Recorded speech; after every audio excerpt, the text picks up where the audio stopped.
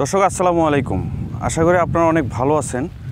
তো বর্তমান সময়ে মরিচের দাম নাই কেন, আজকে অনেক নেগেটিভ কথাবার্তা বলবো। অনেকেরই খারাপ লাগতে পারে, আবার অনেকের ভালোও লাগতে পারে। আমরা গত 3 থেকে 4 বছর যদি বাজারগুলো অ্যানালাইসিস করে থাকি, তাহলে এই সময়টাতে আমরা কিন্তু প্রত্যেক বছরই 100 টাকার উপরে কিন্তু মরিচের দামটা পেয়েছি। তো এই বছরে আপনি 20 টাকা, 25 টাকা, 15 টাকা কেজি হওয়ার কারণ কি, এটা আপনি কি জানেন কেন এই সমস্যাটা হয়েছে? তো আমি ব্যক্তিগতভাবে আমি এই বিষয়টা নিয়ে আলোচনা করার চেষ্টা করব। এবং এই মুহূর্তে যারা মরিচ চাষ করতেছেন তারা অনেকেই হতাশাগ্রস্ত হয়ে আছেন। এখন আমাদের কি করণীয়, তো এই বিষয়গুলো নিয়েও আপনাদেরকে কিছু দিক নির্দেশনা দেওয়ার চেষ্টা করব। অবশ্যই ভিডিওটি না টেনে শেষ পর্যন্ত দেখতে থাকুন। আসলে বাঙালি অনেকে হুজুকে, আমরা যখন এই যে সোশ্যাল মিডিয়াতে যে সকল ভিডিও, লাভের ভিডিওগুলো দেখেছি, যে উমুক চাকরি ছেড়ে এই মরিচ চাষ করে 5 লক্ষ টাকা ইনকাম করলো, উমুকে ব্যবসা ছেড়ে কৃষিকাজে এসে 5 লক্ষ টাকা ইনকাম করলো, এই ধরনের যে মোটিভেশনাল ভিডিওগুলো, যেগুলো আপনার কুইক মানি বলে আর কি, এই ধরনের ফাঁদে যারা পড়েছেন তারাই কিন্তু বর্তমানে এই লসের সম্মুখীনটা হচ্ছেন।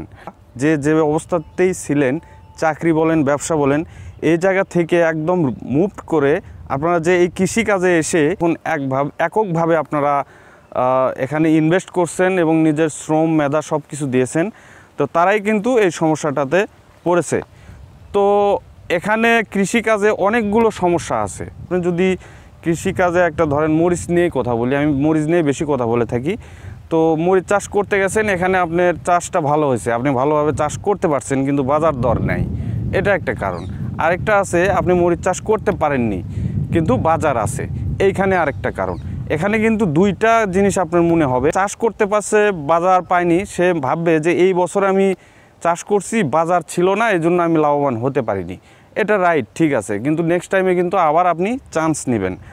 আর যে ব্যক্তি চাষ করতে পারলো না, বাজার দাম ছিল, তারও কিন্তু একটা সম্ভাবনা থাকে যে আমি তো চাষ করতে পারিনি, বাজার দাম তো ভালোই ছিল, তাহলে সেও কিন্তু পরবর্তীতে একটা চান্স নেবে। তো আমরা কিন্তু আসলে অতি আগাম করতে গিয়ে অনেকেই একসাথে এই মরিচটা চাষ করার কারণে কিন্তু বাজার দরটা কমে গেছে। ইউটিউবে এবং ফেসবুকে, সোশ্যাল মিডিয়াতে যে এই যে লোভনীয় যে বিজ্ঞাপনগুলো আছে, এইগুলো দেখে যখন আমরা এই যে সব কিছু মিলায় এই কৃষিকাজে মনোনিবেশ করছি, তখনই কিন্তু আমাদের সামনে এই লসটা দেখা দিছে।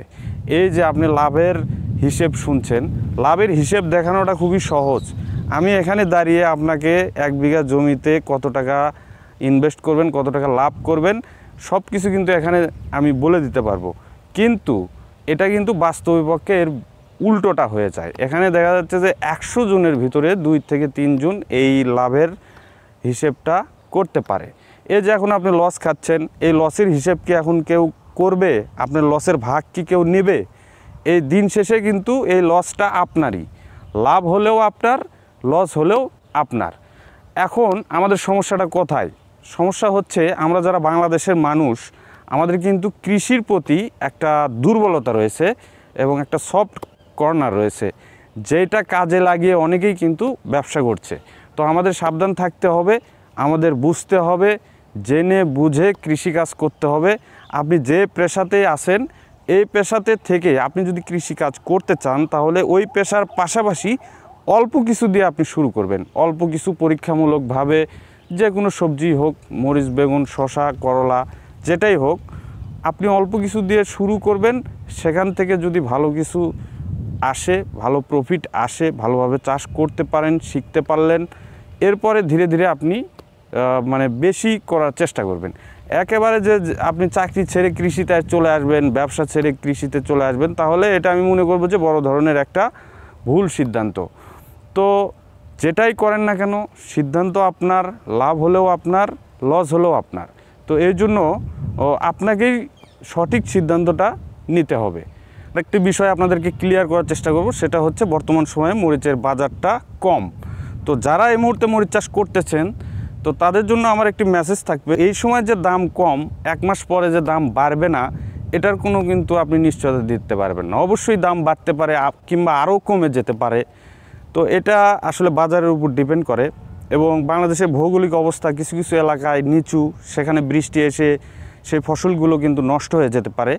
তো তো এই নষ্ট হয়ে যাওয়ার কারণে বাজারের সংকট দেখা দিলে তখন কিন্তু বাজার দরটাও অটোমেটিকলিভাবে বেড়ে যাবে। তো যেহেতু এটা একটা লংজিভিটি ফসল, 7 থেকে 8 মাস পর্যন্ত এই ফসলটা থাকে, তো এই সময় বাজার যদি নাও থাকে তারপরেও কিন্তু আপনাকে গাছগুলো ঠিক রাখতে হবে, গাছগুলো ঠিকঠাক মতো পরিচর্যা করতে হবে। এরপরে দেখা যায় 7 থেকে 8 মাসের ভিতরে আপনি যদি 2বার যদি দামটা ভালো মতো পান তাহলে কিন্তু আপনার সব লসটা উঠে আসবে। তো এই জন্য হতাশাগ্রস্ত কিংবা রাগান্বিত হয়ে আপনারা এই গাছগুলো নষ্ট করবেন না। গত বছর আমরা দেখেছি যে বেগুনের দাম 5 টাকা কেজি ছিল। তো ওই সময় অনেকেই এই বেগুনের গাছগুলো দেখছি যে উঠে ফেলছে, জমির ভিতরে আপনার পাওয়ার টিলার কিংবা ট্রাক্টর দিয়ে চাষ করে ফেলছে রাগে। ঠিক তার 15 দিন পরেই আবার বেগুন 60 থেকে 70 টাকা কেজি হয়ে গেছে। তো এই জন্য আমাদের কিন্তু ধৈর্য ধরতে হবে। কৃষিকাজ মানেই এই যে লাভ লস সবই থাকবে। তো এইগুলো আপনাদেরকে কিন্তু সঠিকভাবে সিদ্ধান্ত নিতে হবে। অযথাই হতাশাগ্রস্ত এবং রাগান্বিত হয়ে কোনো কাজ করা যাবে না। তো ভালো থাকবেন, সুস্থ থাকবেন। আগামীতে নতুন কোনো বিষয় নিয়ে আপনাদের সামনে হাজির হব। সে পর্যন্ত আল্লাহ হাফেজ, আসসালামু আলাইকুম।